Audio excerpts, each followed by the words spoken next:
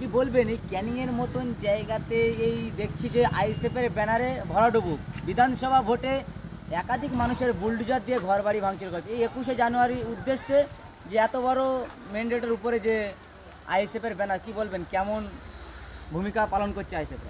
দেখে একটা জিনিস, ইন্ডিয়ান সেকুলার ফ্রন্ট একটা আদর্শ নিয়ে এগিয়ে যায়, একটা আদর্শকে সামনে রেখে লড়াইয়ের ময়দানে আছে। ইন্ডিয়ান সেকুলার ফ্রন্ট সমাজ পরিবর্তনের ডাক দিয়েছে, সেই সমাজ পরিবর্তনের চিন্তা ভাবনা নিয়ে এগিয়ে যাচ্ছে। রাজনৈতিক পরিসরে ক্ষমতা দখল করা এখানে আইএসএফের মূল লক্ষ্য নয়। সেই জায়গায় দাঁড়িয়ে কে ঘর ভেঙেছে, দৌড় ভেঙেছে, এই নিয়ে আইএসএফের কর্মীরা তাদের মনোবল কোনো দিন ভাঙেনি। 21শে জানুয়ারি প্রতিষ্ঠা দিবস, সেই প্রতিষ্ঠা দিবসে ক্যানিং বিধানসভার সমস্ত জায়গা থেকেই মানুষ কাতারে কাতারে বার হয়ে 21শে জানুয়ারি ইন্ডিয়ান সেকুলার ফ্রন্টের প্রতিষ্ঠা দিবসে কলকাতা অভিমুখে রওনা হবে। আমরা এই বার্তা ক্যানিং পূর্বর মাটি থেকে দিচ্ছি।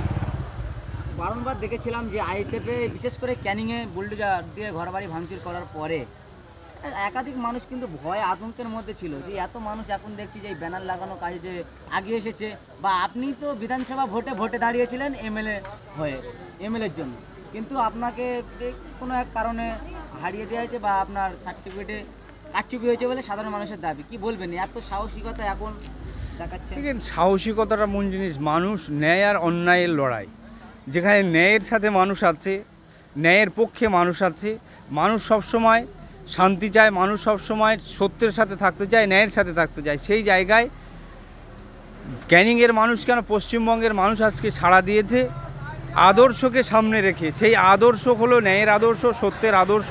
সেই আদর্শকে সবসময় জীবিত রাখতে মানুষের তাদের জীবন দিতেও প্রস্তুত আছে। তো এখান থেকে সেই বার্তা মানুষ দিচ্ছে, মানুষ একজোট হয়ে এই জায়গায় আছে, ন্যায়ের সাথে থাকবে এবং আগামীতেও একসাথে পথ চলবে ইন্ডিয়ান সেকুলার ফ্রন্টের ঝান্ডার সাথে নিয়ে। সামনে লোকসভা ভোটের আগে এই কি শাসক দলের যে কাঁপুনি ধরাতে শুরু করেছে ক্যানিংয়ের বুকে, কি বলবেন এই ব্যানারের মাধ্যমে? দেখেন, মানুষের সবসময় চাওয়া এবং আশা, পিজাদা নওশাদ সিদ্দিকী যখন পাহাড় থেকে সমুদ্র, জাতি ধর্ম বর্ণ নির্বিশেষে যেভাবে মানুষের যেখানে ক্ষতিগ্রস্ত, মানুষের উপরে যখন অত্যাচার হচ্ছে, তিনি সব জায়গায় ছুটে চলেছেন, মানুষের পাশে আছেন, বাংলার মানুষ তাকে দেখছে। সেই জায়গায় দাঁড়িয়ে ক্যানিং পুরো বিধানসভা অন্য জায়গায় নয়, বাংলার মধ্যে। তা কে কোথায় অত্যাচার করছে সেটাকে ভুলে গিয়ে আগামীতে বাংলার মানুষ আবার নতুন করে ইন্ডিয়ান সেকুলার ফ্রন্টের সাথে সাথ দিয়ে তাদের লক্ষ্যে অবিচল থেকে আমাদের 21শে জানুয়ারি প্রতিষ্ঠা দিবসকে সফল করবে আশা আমি রাখছি।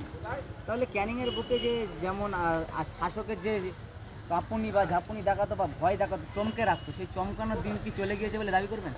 কে চমকাচ্ছে ধমকাচ্ছে এতে ক্যানিংয়ের মানুষ পরোয়া করে না।